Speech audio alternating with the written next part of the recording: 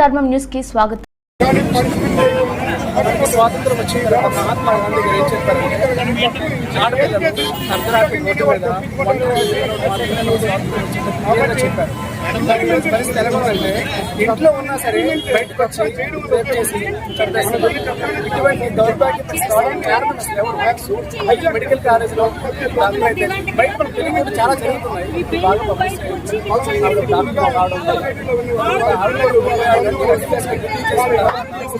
rest తీసుకోవడానికి